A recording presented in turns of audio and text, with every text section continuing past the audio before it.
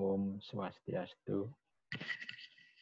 Baik, adik-adik semua, salam ketemu kembali dalam lanjutan mata kuliah keperawatan keluarga, di mana pada topik hari ini kita akan membahas terkait dengan perencanaan di dalam asuhan keperawatan pada keluarga. Nah, tentu adik-adik masih ingat apa topik yang sudah kita bahas sebelumnya, yaitu asuhan keperawatan keluarga. Jadi, asuhan keperawatan keluarga itu terdiri dari pengkajian, perencanaan, pelaksanaan, dan evaluasi. Nah, hari ini kita akan lebih detail membahas bagaimana cara menyusun suatu perencanaan di dalam asuhan keperawatan keluarga tersebut. Nah, kita beranjak terlebih dahulu, apa sih sebenarnya asuhan keperawatan tersebut? Ya, jadi ini sekedar review. Jadi, asuhan keperawatan keluarga merupakan suatu rangkaian kegiatan yang diberikan melalui praktek keperawatan khususnya kepada keluarga untuk membantu di dalam menyelesaikan masalah-masalah kesehatan yang ada pada keluarga dengan menggunakan pendekatan proses keperawatan. Jadi seperti yang saya sampaikan, proses keperawatan itu mulai dari pengkajian sampai evaluasi. Nah, saat ini kita lebih fokus bagaimana menyusun perencanaan di dalam asuhan keperawatan keluarga tersebut. Apa sih yang dimaksud dengan perencanaan asuhan keperawatan keluarga? Jadi perencanaan asuhan keperawatan keluarga adalah sebuah atau suatu kumpulan tindakan di mana tindakan tersebut telah dipikirkan, direncanakan oleh perawat untuk bisa membantu daripada keluarga dalam mengatasi masalah-masalah kesehatan yang dihadapi oleh keluarga tersebut. Jadi di sini intinya bagaimana perawat dan keluarga itu membuat suatu perencanaan tindakan yang bisa dikerjakan untuk mengatasi masalah yang dihadapi oleh keluarga. Nah, apa hal-hal yang perlu diperhatikan di dalam membuat atau mengembangkan suatu perencanaan dalam asuhan keperawatan keluarga? Jadi di sini ada 5 poin pokok yang perlu diperhatikan. Yang pertama, didasarkan pada analisa data secara menyeluruh. Jadi intinya di sini ketika kita sudah melakukan asesmen, pengkajian, selanjutnya data hasil pengkajian tersebut kita akan analisa. Kira-kira di dalam analisa hasil pengkajian kita, nah apa yang akan muncul masalah-masalah yang dihadapi oleh keluarga tersebut. Nah, itu yang perlu kita perhatikan yang pertama. Kemudian yang kedua, dalam membuat suatu perencanaan haruslah realistis. Jadi realistis artinya bahwa itu masuk akal sesuai dengan kondisi dan keadaan. Baik itu kemampuan keluarga, sumber daya yang dimiliki oleh tenaga kesehatan, maupun fasilitas, waktu, dan lain sebagainya. Kita harus realistik menyusunnya. Jangan sampai kita menyusun suatu perencanaan yang benar-benar tinggi, tetapi keluarga tidak mampu untuk menjalankan atau melaksanakan daripada rencana yang sudah disusun. Nah, kemudian yang ketiga, jadi agar bisa dinilai untuk bisa memecahkan suatu masalah, tentu rencana itu sesuai dengan tujuan yang sudah kita buat. Jadi misalnya tujuannya ini adalah secara jangka pendek mengenal masalah keperawatan yang dihadapi oleh keluarga, ya tentu rencana yang bisa kita buat bagaimana caranya agar keluarga itu mengenal atau tahu dengan masalah yang dihadapi. Nah, kemudian hal lainnya yang keempat, jadi rencana itu harus disusun bersama-sama, baik itu anggota keluarga maupun dengan tenaga kesehatan, dalam hal ini perawat. Jadi tidak bisa perawat itu memaksakan diri menyusun suatu perencanaan berdasarkan dari teori maupun pengalaman yang dia miliki sendiri, tanpa berunding, tanpa berdiskusi dengan anggota keluarga tersebut. Sehingga di sini harus bekerja sama. Nah, kemudian yang tidak kalah penting di sini adalah aspek bagaimana legal etisnya daripada perencanaan yang disusun. Sehingga itu harus didokumentasikan, harus ditulis dengan jelas. Sehingga semua pihak itu tahu apa yang akan dilakukan pada keluarga yang memiliki masalah tertentu tersebut. Nah, jadi itu yang harus kita bisa perhatikan. Nah, kemudian di dalam membuat perencanaan, tentu hal-hal yang bisa menghambat bisa terjadi. Jadi hambatan-hambatan dalam pembuat perencanaan itu bisa datang dari keluarga itu sendiri, di mana yang pertama keluarga tidak menyadari bahwa mereka itu punya masalah kesehatan. Jadi sering sekali kita jumpai bahwa keluarga itu nggak paham bahwa itu adalah masalah kesehatan yang perlu ditangani untuk mencegah terhadap terjadinya masalah yang lebih serius. Menganggap itu biasa-biasa saja. Ya, yang biasanya dia sampaikan bahwa, oh ini memang sudah dari dulu, kami nggak punya masalah. Nah, itu yang harus kita sadarkan. Kemudian hambatan yang lain, keluarga itu tahu bahwa dia punya masalah, tapi sibuk. Jadi tidak ada waktu untuk mengatasi masalah yang dihadapi oleh anggota keluarga yang ada tersebut. Ya, jadi tidak punya waktu misalnya mengantar anggota keluarganya ke pelayan kesehatan untuk berobat dan lain sebagainya. Kemudian hambatan yang lain, keluarga sudah tahu, tetapi menganggap bahwa masalah itu tidak urgent dan tidak berat.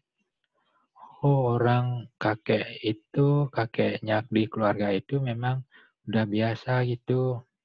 Kalau malam-malam sering mengeluh lututnya sakit. Itu udah dianggap biasa, yang dianggap tidak berat, sehingga tidak dilakukan perawatan. Kemudian yang lainnya keluarga mengetahui tapi tidak mampu. Nah, ini dikarenakan mungkin banyak hal. Apakah tidak mampu dalam hal knowledge, tidak mampu dalam hal dana, dan lain sebagainya.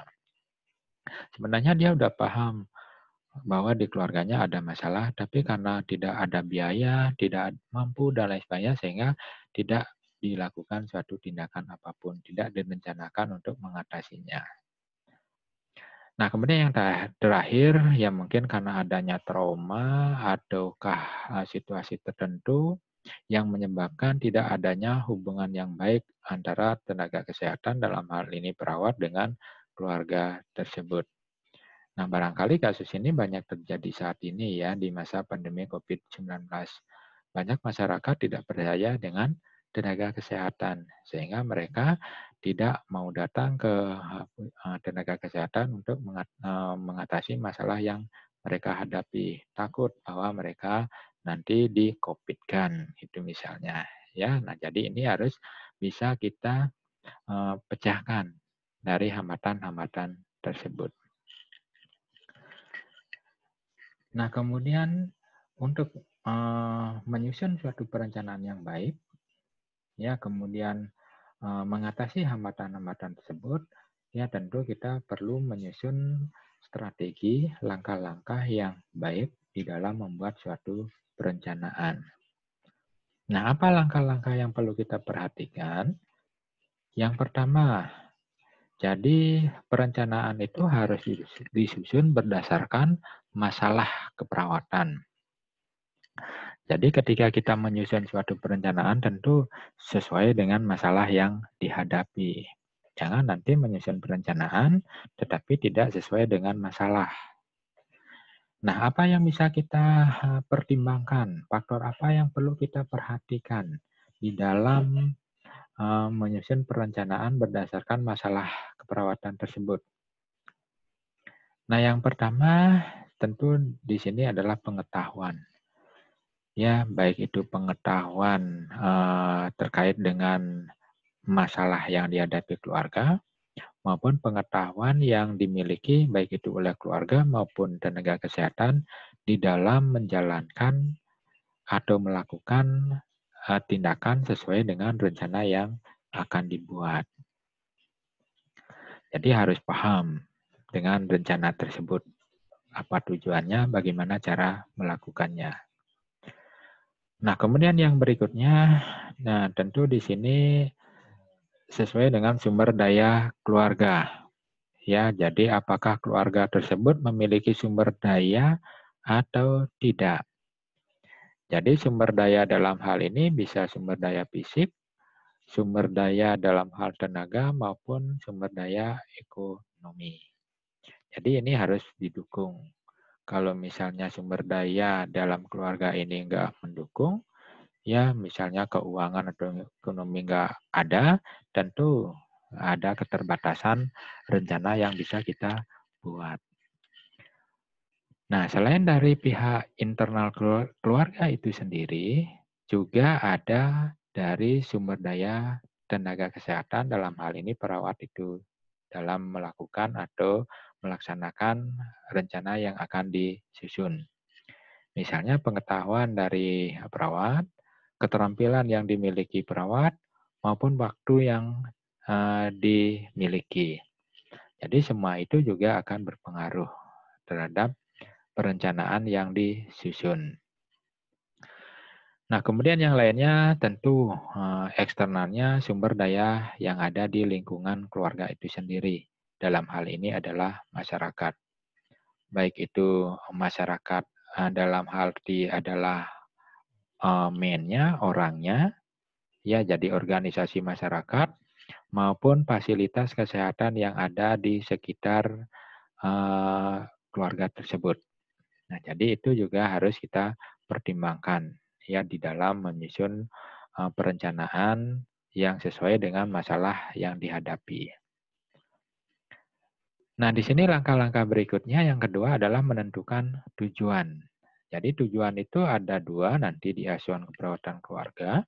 Jadi ada tujuan umum atau yang disebut dengan tujuan jangka panjang, itu adalah goal-nya sesuai dengan problem. Jadi mengatasi masalahnya. Jadi tujuan jangka panjang ini adalah target akhir, tujuan akhir yang mau kita capai di dalam mengatasi masalah yang dihadapi oleh keluarga. Nah, misalnya di sini tujuan akhirnya, jangka panjangnya, keluarga mampu merawat anggota keluarga yang mengalami masalah kesehatan. Jadi mampu merawatnya. Nah, untuk bisa mampu merawat tersebut, tentu harus bisa mencapai tujuan-tujuan jangka pendek. Jadi tujuan jangka pendek ini sesuai dengan objektifnya atau etiologinya.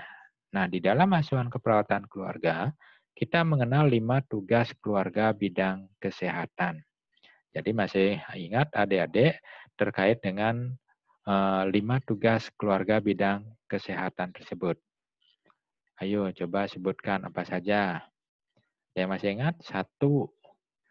Jadi tugas keluarga bidang kesehatan adalah mengenal masalah. Kemudian tugas yang kedua, mengambil keputusan. Yang ketiga, ya tentu merawat anggota keluarga yang punya masalah. Yang keempat, memanfaatkan fasilitas. Yang terakhir, bagaimana kita bisa memanfaatkan lingkungan, modifikasi lingkungan. Jadi itu 5 tugas keluarga bidang kesehatan yang perlu kita capai di dalam tujuan jangka pendek.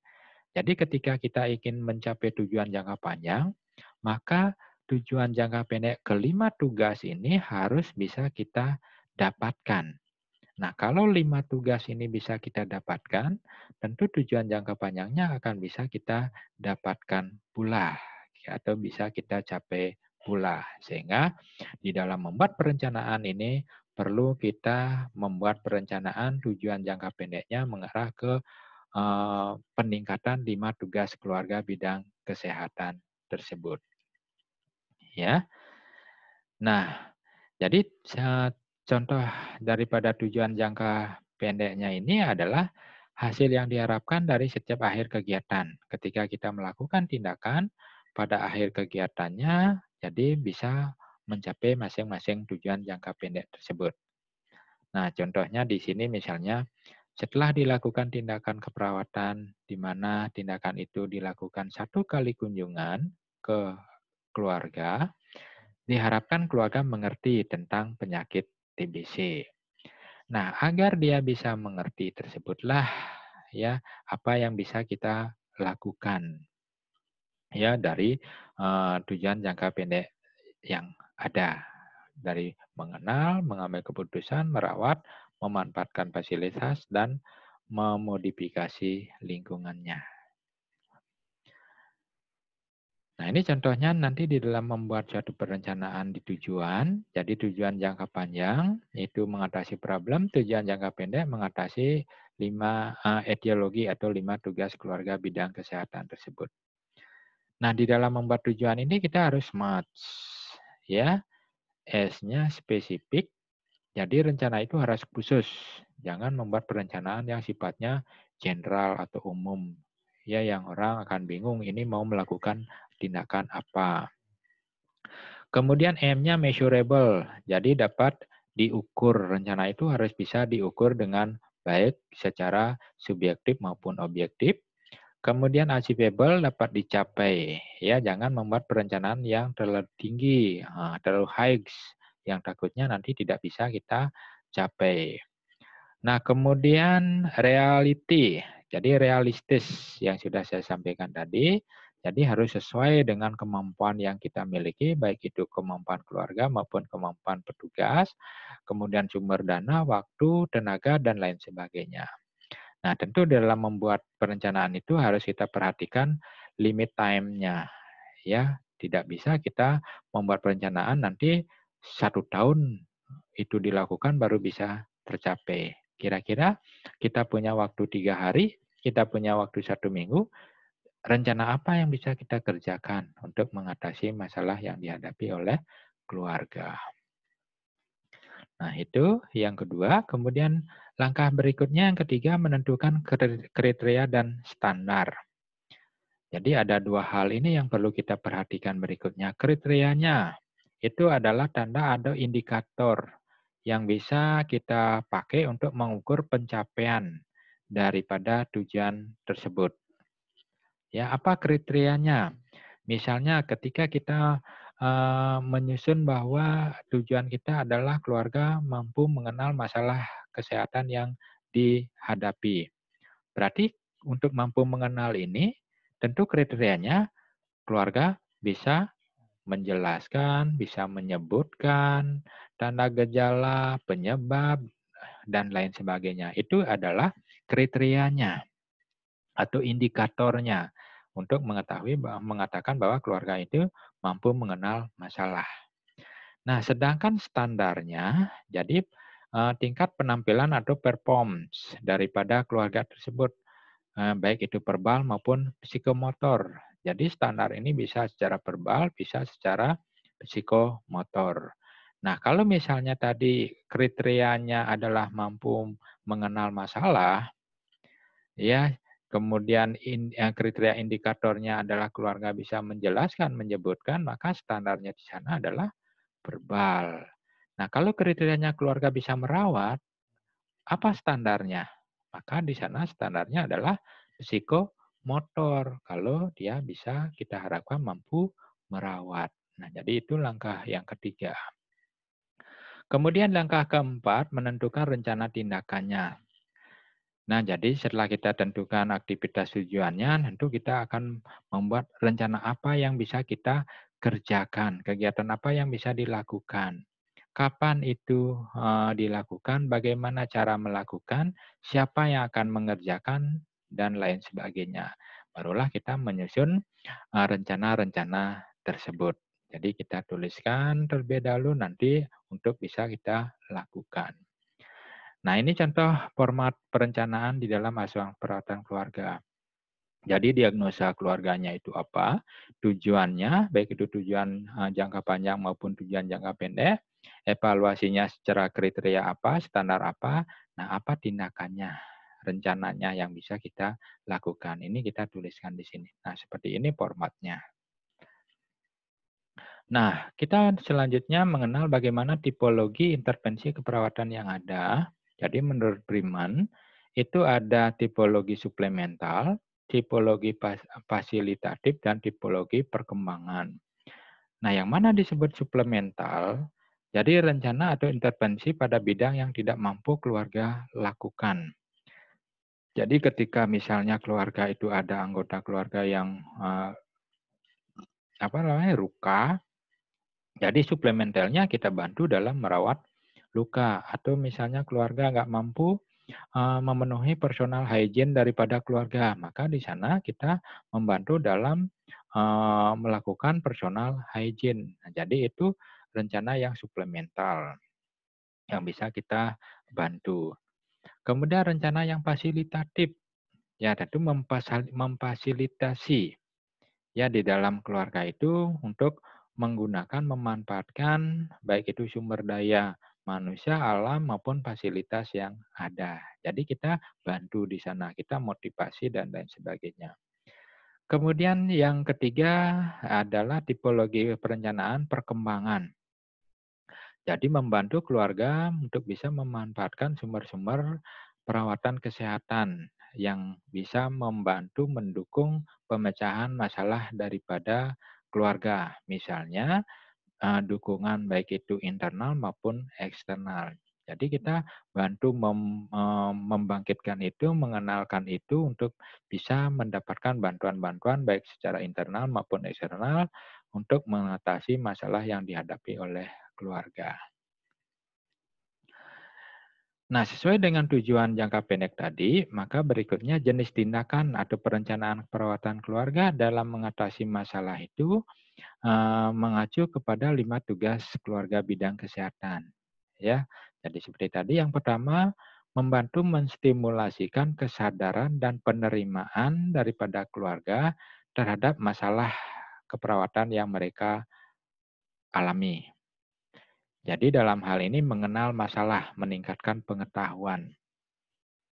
Jadi agar dia sadar bahwa mereka atau keluarga itu memang punya masalah atau paham bahwa itu adalah masalah untuk mengenalkan bahwa mereka ada masalah. Ya, jadi ini perlu meningkatkan pengetahuan. Jadi mengenal masalah itu sendiri.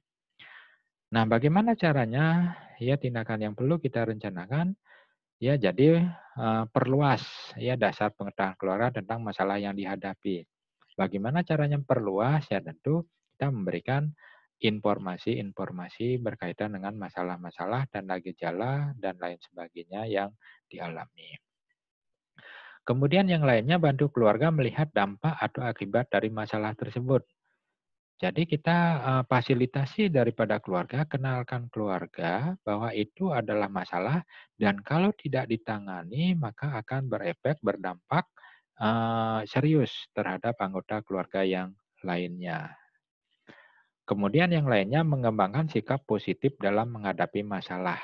Ya, jadi kita harus mengembangkan bagaimana mekanisme coping yang dimiliki oleh keluarga itu harus positif. Jangan nanti mekanisme yang malah maladaptif. Kita kembangkan bahwa keluarga itu mampu, bisa, dan lain sebagainya.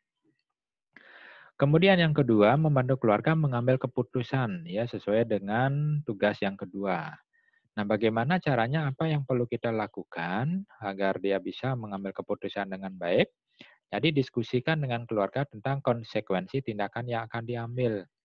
Jadi apapun tindakan yang mau dilakukan, mau dikerjakan, ini harus kita diskusikan ya konsekuensi masing-masing tindakan tersebut. Apa nilai positif dan maupun nilai negatif dari setiap perencanaan yang akan diambil.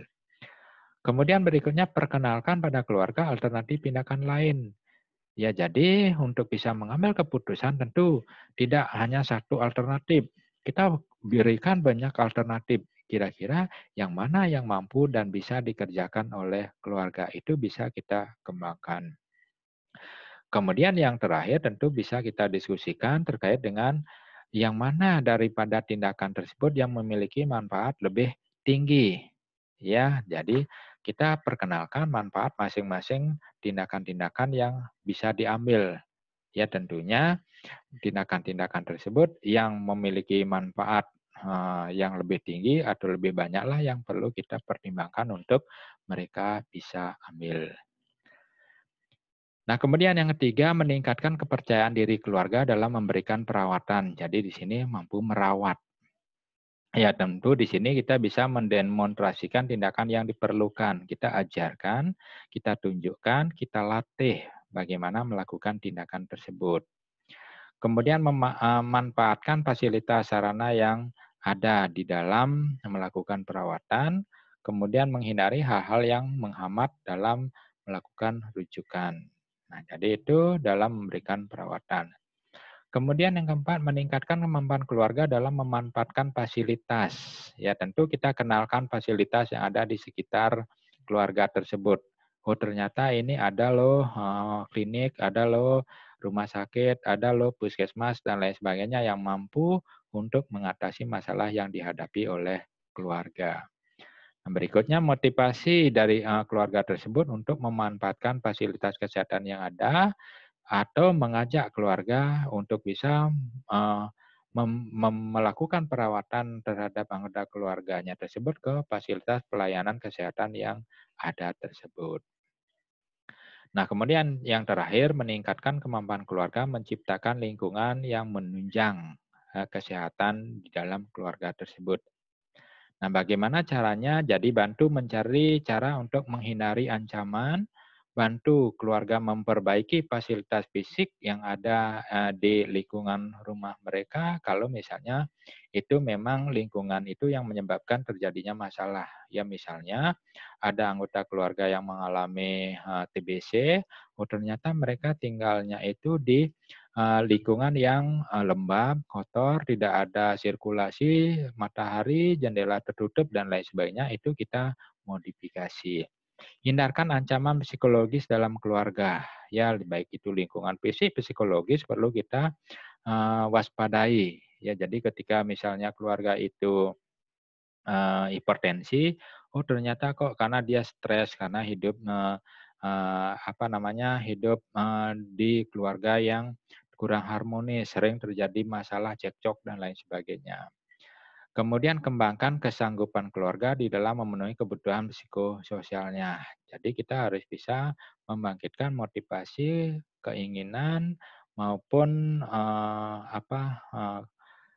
kepercayaan diri daripada keluarga bahwa mereka itu bisa mengatasi masalah yang mereka hadapi ya, baik itu untuk bisa mendapatkan dukungan secara eksternal dari masyarakat di sekitarnya atau lingkungan di sekitarnya. Nah, barangkali itu yang perlu kita pertimbangkan di dalam menyusun perencanaan untuk bisa mengatasi masalah kesehatan yang dialami oleh keluarga.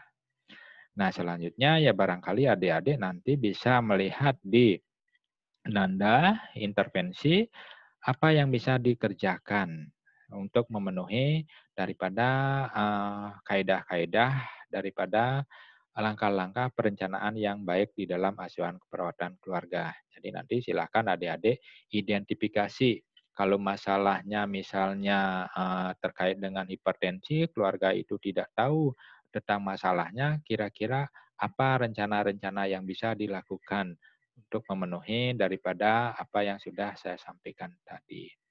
Ya, barangkali itu yang bisa saya sampaikan pada pertemuan kali ini.